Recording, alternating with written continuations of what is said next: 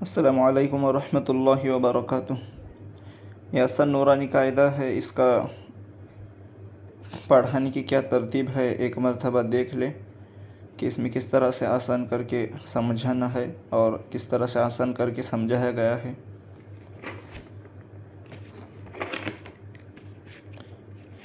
یہ تو مخرج کی تصویر ہے، اس میں یہ مخرج ہے اردو، انگلش اور ہندی میں۔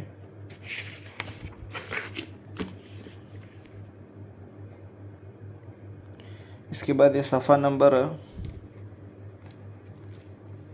1 میں جو ہے وہ پہلی قسم ہے۔ اس میں پڑھنے والے کو شروع میں تو 1-2 لائن پڑھائیں گے پہلے،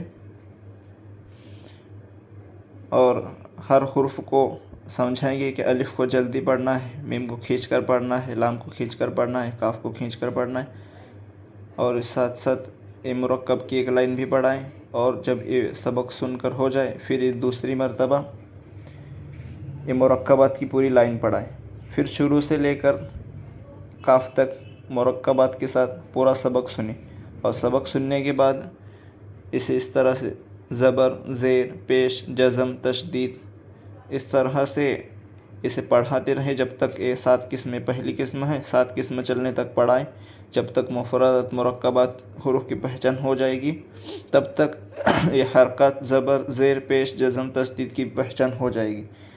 پھر اس کے ساتھ ساتھ دوسری قسم میں بھی جب یہ دوسرا سبق ہم نیا پڑھائیں گے تو شروع میں تو اسے 3 لائن ہی پڑھانی ہے، اس کے بعد جو ہے وہ مفردات اور مرکبات کی 2 لائن ہیں وہ پڑھائیں گے۔ اس میں ہے کہ اس پور حروف کو سمجھائیں کہ یہ پور حروف ہیں، ان کی آواز موٹی ہوتی ہے، اس طرح سے سمجھائیں۔ اور جس کے نیچے 1 لکیر ہے اسے ہم تھوڑا کھینچیں گے، جس کے نیچے لکیر نہیں ہے اسے جلدی پڑھیں گے، جس کے نیچے 3 لکیر ہیں اسے زیادہ کھینچیں گے، جس کے نیچے 1 لکیر ہے اسے تھوڑا کھینچیں گے۔ اس کے بعد یہ مرکبات پڑھائیں اس میں، اور اس کے بعد پھر سے یہ پڑھائیں حرکات، اعراب وغیرہ پورے۔ اس کے بعد اس میں مکمل صورت، اصلی صورت، یہ مرکبات تینوں پڑھائیں دوسری جب نیا سبق دیں۔ اس کے بعد ہے اس کے مفردات اور مرکبات، پرانا سبق بھی اس میں پڑھائیں، اور ساتھ ساتھ اس میں سمجھائیں کہ سین میں سیٹی ہے، نقطے نہیں ہیں، اور جس میں نقطے ہیں اس میں سیٹی، جس میں نقطے نہیں ہیں اس میں سیٹی ہے، اور جس میں نقطے ہیں اس میں سیٹی نہیں ہے۔ اور سمجھائیں کہ حرف قاف، اس حرف کو پور پڑھنا ہے، اس میں سمجھائیں۔ اس کے بعد اس طرح سے چوتھی قسم میں 3 لائن پڑھائیں۔ اس کے بعد مفردات، پرانا سبق اس میں پڑھائیں، پھر اس میں بھی پرانا سبق، نیا سبق پورا مل کر شامل ہے۔ اس کے بعد یہ مرکبات کی لائن پڑھائیں۔ اس کے بعد یہ نیا سبق 3 لائن پڑھائیں، اور سمجھائیں کہ عین شروع میں ہو تو اس طرح ہوتا ہے، درمیان میں ہو تو اس طرح ہوتا ہے، اور غین بھی شروع میں ہو تو اس طرح، درمیان میں ہو تو اس طرح۔ اس کے بعد یہ ہا کے 4 شکلیں سمجھائیں، اس میں کہ ہا 4 طرح سے لکھا جاتا ہے، کہ شروع میں ہو تو اس طرح، درمیان میں ہو تو اس طرح، اور آخر میں ہو تو اس طرح۔ اور پھر یہاں سے مفردات اور مرکبات انہیں سمجھائیں، اور اس میں سمجھائیں کہ حمزہ جو ہے کبھی الف پر ہوتا ہے، کبھی واو پر ہوتا ہے، کبھی یا پر ہوتا ہے۔ جس حرف پر بھی ہو حمزہ، اس خالی حرف کو نہیں پڑھا جاتا بلکہ حمزہ کو پڑھا جاتا ہے، تو اسے پڑھائیں کہ حمزہ، حمزہ۔ اس کے بعد یہ اعراب پڑھائیں اور سن کر لیں۔ اس کے بعد یہ 7ویں قسم میں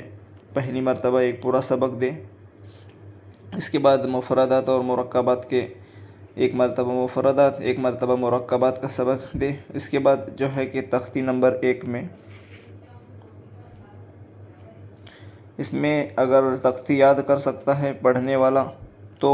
تختی یاد کرائیں پہلی مرتبہ، پھر سبق شروع کریں، اور تختی یاد کرنے کے بعد اس میں سوال کریں کہ پور حروف کتنے ہیں، عربی حروف کتنے ہیں، اور پور حروف پوچھیں، اور کبھی پور کبھی باریک کتنے حروف ہیں وہ پوچھیں،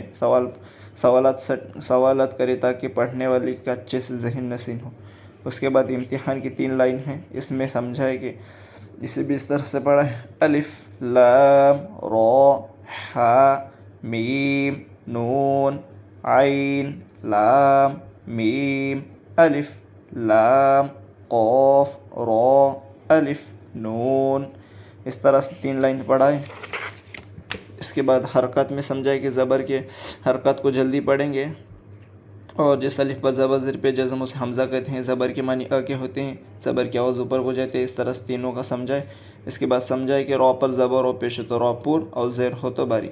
پھر یہ تینوں کو ایک مرتبہ میں سمجھائے۔ پہلی مرتبہ ہم کے حرکات کو جلدی پڑھیں گے، حمزہ زبر حمزہ زیر ای حمزہ پیش او،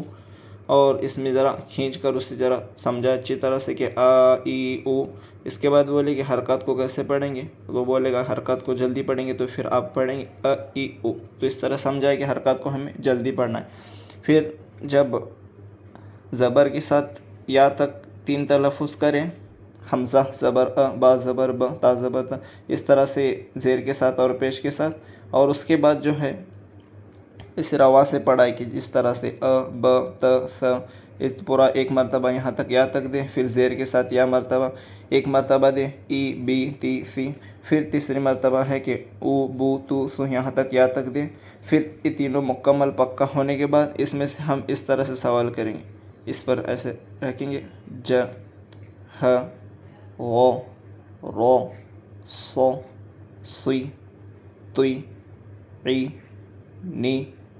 ای خ ص ع د ظ، اس طرح سے پکا ہونے کے بعد پھر مشق میں اس کے پورا ہجے کر کر پڑھائے، اور اس کے ساتھ ساتھ پھر اسے روا سے اس طرح سے پڑھیں د ر س و د ع، پورا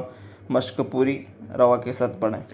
پھر اس میں کیا سمجھانا ہے کہ حرف مدہ 3 ہیں، حرکات بھی 3 ہیں، تو حرف مدہ بھی 3 ہیں، تو ہمیں اس میں سمجھانا ہے کہ ہمیں حرف مدہ 3 ہے۔ نمبر 1 زبر کے بعد خالی الف، زیر کے بعد جزم والا یا، پیش کے بعد جزم والا واو، مد اصلی ایک الف کے برابر کھینچ کر پڑھیں گے۔ کیا اس میں سمجھانا ہے کہ ہمیں زبر کو کھینچنے کے لیے ہمیں خالی الف چاہیے، زیر کو کھینچنے کے لیے جزم والا یا چاہیے، پیش کو کھینچنے کے لیے جزم والا واو چاہیے۔ اب یہاں زبر کو کھینچنے کے لیے الف نہیں ہے، اس لیے ہم اسے جلدی پڑھیں گے، با زبر ب، اور ساتھ میں الف ہے اس لیے کھینچ کر پڑھیں گے، با الف زبر با۔ اس طرح سے تینوں کو مثال سمجھائے کہ زیر کو کھینچنے کے لیے جزم والا یا نہیں ہے، اس لیے جلدی پڑھیں گے بی، اور ساتھ میں یا ہے تو کھینچ کر پڑھیں گے بی، اور کھڑا زبر کھڑا زیر الٹا پیش کو ایک الف کے برابر کھینچ کر پڑھیں گے۔ اس کے بعد اسے ہجے کر کر پڑھانے کے بعد اس طرح سے پھر اسے روا سے بھی پڑھا ہے ڈائریکٹ، ہم آ با تا سا ای بی تی سی او بو تو سو، پھر 3 تلفظ ہونے کے بعد پھر اس میں کھڑا زبر کھڑا زیر الٹا پیش کو ہجے کر کے پڑھنے کے بعد پھر اس طرح سے اسے ڈائریکٹ پڑھائیں، آ ای او با بی بو۔ اس کے بعد مشق میں اسے سمجھائے کہ اب دو لائن ہے کہ حرکات الف مدہ کھڑا زبر، حرکات یا مدہ کھڑا زیر، حرکات واو مدہ الٹا پیش، کہاں کھینچ کر پڑھنا ہے، کہاں جلدی پڑھنا ہے، اس میں اس کی مشق ہو جائے گی۔ اس کے بعد اس میں سے اسے بھی اس طرح سے ڈائریکٹ پڑھائیں روا سے، با با با،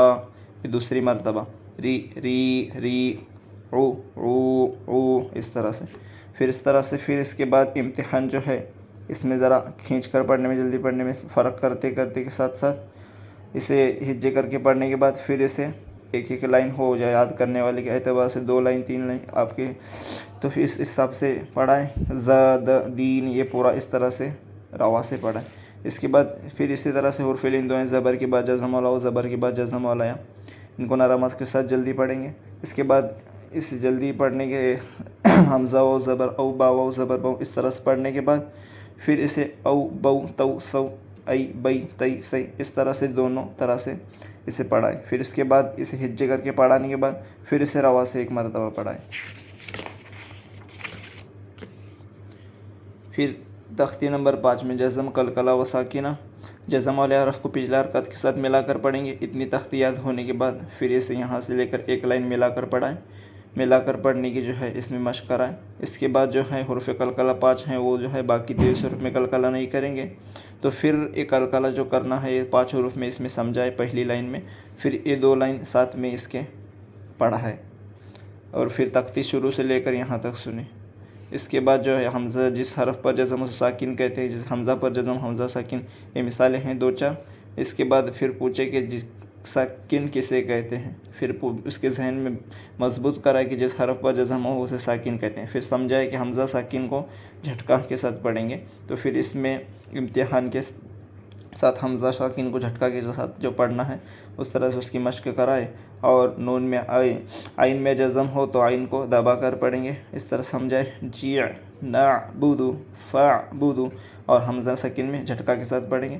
اور اس کے بعد جو ہے کہ را ساکن کا قاعدہ اسی میں ہے، تو را ساکن سے پہلے زبر یا پیش ہو تو را ساکن کو پور پڑھیں گے، اور زیر ہو تو باری، تو یہاں پہلے شروع میں تو اس سمجھائے، اس کے بعد جو ہے کہ را ساکن کا قاعدہ اس میں پڑھائے، اور پھر اسے پوچھے کہ یہ را پور ہے یا باریک ہے، کیوں، اس طرح سے سوال کرے کہ وہ سمجھ جائے کہ زبر یا پیش ہو تو پور ہوگی، زیر ہو تو باریک۔ پھر میم ساکن کے جو 3 قاعدے ہیں، اس میں سے جو ایک قاعدہ ہے ہم نے اس میں شارٹ کر کے لکھا ہے کہ اکفائے میم ساکن کے بعد با آئے تو میم ساکن میں اکفا کے ساتھ گنہ کریں گے۔ یہ سمجھائے شروع میں جب یہ 2 لائن پڑھانے ہو اکفائے میم ساکن کے، تو اس سے پہلے جو ہے یہاں سمجھائے آسانی کے ساتھ کہ یہاں با ہے اس لیے ہم گنہ کریں گے پھر یہاں سمجھائے کہ یہاں گنہ کریں گے کہ نہیں، پھر اگر پڑھنے والا وہ یہاں گنہ نہیں کریں گے، پوچھیں گے آپ کیوں، تو بتائے گا یہاں فا ہے، تو آپ کہیں گے فا ہے اس لیے گنہ نہیں کریں گے، یہاں با نہیں ہے اس لیے گنہ نہیں کریں گے۔ تو سمجھانا ایک ہی ہے کہ میم ساکن کے بعد اگر با ہے تو گنہ کریں گے، با نہیں ہے تو گنہ نہیں کریں گے، جب با نہیں ہے تو گنہ نہیں کریں گے تو وہاں اظہار کا نام لینے کی بھی ضرورت نہیں ہے۔ اور رہا ادغام کا مسئلہ، ادغام شفوی کا جو قاعدہ ہے اس میں جو ہے کہ نون اور میم پر تشدید تو گنہ کریں گے ہم، تختی نمبر 6 میں ہے، تو پھر وہاں تشدید ادغام کی حالت میں تشدید ہوتی ہے، تو وہاں سمجھانے کی تختی ضرورت نہیں، تو پھر یہاں سمجھائے کہ جزم والے حرف کو ایک بار ملا کر پڑھیں گے اور تشدید والے حرف کو 2 بار ملا کر پڑھیں گے، تو یہاں تک ایک تختی یاد ہونے کے بعد اسے یہاں سے لے کر یہاں تک ہجے کر کے پڑھائیں، پھر اس کے بعد اسے روا سے پڑھائیں، اور اس کے بعد نون اور میم پر تشدید تو گنہ کریں گے، گنہ کے اندر کیا شرط ہے یہاں تک پڑھائیں، پھر یہ سبق مشق کرائیں یہاں تک 2 لائن، پھر اسے روا سے پڑھائیں، پھر تشدید والی را پر زبر پیش ہو تو دونوں را پور پڑھیں گے، زیر ہو تو باریک، یہاں تینوں کی مثال سمجھائیں کس طرح سے پڑھنا ہے، پھر اس طرح سے اسے ہجے کر کر پڑھائیں اور اسے روا سے پڑھائیں، اور اس میں یہ سمجھائیں کہ جزم اور تشدید سے پہلے خالی حرف کو پڑھا نہیں جاتا، جیسے کہ واو کو الف کو چھوڑ کر اس سے ملائیں گے، خالی حرف کو چھوڑ کر پڑھا جائے گا۔ پھر لفظ اللہ کا قاعدہ سمجھانے سے پہلے یہاں سمجھائے کہ لفظ اللہ کے لام کو کب پور پڑھنا ہے اور باریک پڑھنا ہے۔ لفظ اللہ کے لام سے پہلے زبر ہو تو پور پڑھیں گے، پیش ہو تو پور پڑھیں گے، زیر ہو تو باریک پڑھیں گے۔ پھر جب یہاں پڑھائیں گے تو اس میں پوچھیں گے کہ لفظ اللہ کا لام یا پور ہے یا باریک ہے، پور ہے یا باریک ہے، پور ہے یا باریک ہے، کہ سمجھ جائے کہ پور ہے یا باریک ہے۔ وہ جب اب سوال کریں گے تو وہ بتائے گا کہ پھر آپ بولیں گے کہ اس سے پہلے زبر ہو تو پور، پیش ہو تو پور، زیر ہو تو باریک، اس طرح سے سمجھا اچھی طرح سے۔ اس کے بعد جو مد کا بیان ہے کہ ہم نے حرف مدہ کے بعد حمزہ ہو تو حرف مدہ کو 2 سے 3 الف کے برابر کھینچ کر پڑھیں گے، حرف مدہ کے بعد والے حرف پر جزم میں تشدید ہو تو 4 سے 5 الف کھینچ کر پڑھیں گے۔ اگر جس تختی وغیرہ یاد نہیں کر سکتا وہ پڑھنے والا، تو سمجھائے کہ جب مد کا نشان ہو تو حرف مدہ کو ہم 1 الف سے زیادہ کھینچ کر پڑھیں گے۔ اس کے بعد حروف مقطعات پڑھائے، اس کے بعد تنوین 2 زبر 2 زیر 2 پیش کو سمجھائے کہ جیسے کہ نون ساکن میں آواز نون کی نظر آتی ہے، سنائی دیتی ہے، اس طرح سے تنوین میں بھی نون کی آواز ہے لیکن نون دکھتا نہیں، جیسے کہ ایک کانچ کے گلاس میں پانی ہو اور ایک اسٹیل کے گلاس میں پانی، تو دونوں میں ہے لیکن کانچ کے گلاس میں نظر آتا ہے لیکن اسٹیل کے گلاس میں نظر نہیں آتا، تو سمجھائے کہ جو تنوین میں جو دوسرا زبر ہے وہ نون ہے، جو دوسرا زیر ہے وہ نون ہے، جو دوسرا پیش ہے وہ نون ہے، تو اس سے سمجھائے کہ آواز دونوں کی سیم ہے، ان ان، اور دونوں کا قاعدہ بھی ایک ہے۔ پھر اس میں سمجھائے کہ تنوین اور نون ساکن 2 زبر 2 زیر 2 پیش کہتے ہیں، اور تنوین اور نون ساکن کی آواز برابر ہوتی ہے اس لیے کہ تنوین اور نون ساکن ایک ہیں۔ پھر مثالیں سمجھائے کہ دونوں کی آواز ایک ہے تو پھر دونوں کا قاعدہ بھی ایک ہے، تو یہ 4 قاعدے اس میں سے پڑھائے، تختیوں کو یاد کرائیں، اور ہجے کرنے کے ساتھ جب ہجے کر کے 2 لائن ہو جائیں تو پھر روا سے پڑھائیں۔ اس کے بعد وقف کی چند ضروری علامت ہیں، اس میں سے پہلے اس علامت کو آیت کہتے ہیں، یہاں ٹھہرنا چاہیے۔ اس علامت کو سمجھانے کے بعد اس میں وقف کا قاعدہ ہے 2 اور 7، کہ اس میں پہلے تو تختی کے اعتبار سے اس میں سمجھائے کہ گولتا پر وقف کرنا ہو تو ہائے ساکنہ بن جاتی ہے، جیسے جاریتن سے جاریہ، لاغیتن سے لاغیہ، پھر اس میں سمجھائے کہ جاریتن ٹھہریں گے تو جاریہ، لاغیتن ٹھہریں گے تو لاغیہ، برورتن ٹھہریں گے تو برورہ، اس طرح سمجھائے۔ پھر نمبر 2 میں ہے کہ 2 زبر پر وقف کرنا ہو تو ایک زبر نکال کر ایک الف کھینچ کر پڑھیں گے، جیسے ابدن سے ابدا، تو اس میں سمجھائے۔ الفافن ٹھہریں گے تو الفافا، علیمن ٹھہریں گے تو علیمہ، حکیمن ٹھہریں گے تو حکیمہ، مصیرن ٹھہریں گے تو مصیرہ۔ پھر اس کے بعد نمبر 3 میں ہے کھڑا زبر اور حروف مدہ کو ایک الف کھینچ کر پڑھیں گے، موسیٰ، عیسیٰ، مالہا، عبادی، کسبو۔ تو کھڑا زبر اور حروف مدہ کو تو ٹھہرنے کی حالت میں جس طرح سے ہے اسی طرح سے پڑھنا ہوتا ہے۔ اس کے بعد جو ہے کہ یہ سمجھائے کہ یہ 2 ہے اور یہ 7 ہے، یہ 2 زبر اور کھڑا زبر دونوں ملا کر 2، اور یہ باقی کے زبر زیر پیش جزم، زبر زیر پیش 2 زبر 2 زیر 2 پیش کھڑا زیر الٹا پیش، یہ 7۔ یعنی کہ اس میں یہی سمجھائے کہ ہمیں آخری حرف پر 2 زبر اور کھڑا زبر ہے تو ہم ایک الف کھینچ کر پڑھیں گے، اور نہیں ہے تو نکال کر جزم دیں گے اور پچھلے حرکت کے ساتھ ملا کر پڑھیں گے۔ جیسے کہ ابھی سمجھانا ہے کہ آخری حرف پر کیا ہے، 2 زبر کھڑا زبر ہے، نہیں ہے تو نکال کر ہم جزم دیں گے اور پچھلے حرکت کے ساتھ ملا کر پڑھیں گے۔ عشرہ ٹھہریں گے تو عشر، آخری حرف پر یہ نہیں سمجھانا کہ ابھی زیر ہے کیا کریں گے، ابھی یہ پوچھنا ہے کہ اس پر 2 زبر ہے کھڑا زبر ہے، نہیں ہے تو نکال کر جزم دیں گے اور پچھلے حرکت کے ساتھ ملا کر پڑھیں گے۔ ابلی ٹھہریں گے تو ابل، سدس ٹھہریں گے تو سدس، اس طرح سے اس میں سمجھائیں۔ اور جہاں جزم کی حالت میں جزم ہو وقف کی حالت میں اس کو تو اس طرح سے پڑھنا ہوتا ہے جیسے جزم ہو۔ پھر اس میں اس طرح سے ہونے کے بعد اس طرح سے اسے 2 لائن کھڑی پڑھائے، اس طرح سے کہ سمجھ میں آ جائے گا کہ وقف کا قاعدہ کتنا پکا ہوا ہے اس کا۔ پھر اس کے بعد صلاۃ یعنی نماز 2 رکعت صلاۃ میں 60 مسائل، پہلی رکعت میں رکوع سے پہلے 11 مسائل، ہاتھ اٹھانا سنت، تکبیر تحریمہ اللہ اکبر کہنا فرض، اس طرح سے یہ پورے پکا پڑھا ہے۔ اس میں نمبر یاد کرانے کی ضرورت نہیں ہے، صرف اس طرح سے پڑھاتے جائیں۔ ہاتھ باندھنا سنت، ثنا پڑھنا سنت، تاکہ ناظرہ یاد ہونے کے بعد اسے حفظ کرایا جائے۔ تعوذ یعنی اعوذ باللہ من الشیطان الرجیم پڑھنا سنت، تسمیہ یعنی پڑھنا سنت، اس طرح سے یہ دعائے قنوت تک پورا پڑھا دے اسے۔ اور اس کے بعد یہ ہندی کی تختی ہے اور یہ انگلش کی تختی ہے۔ اس کے بعد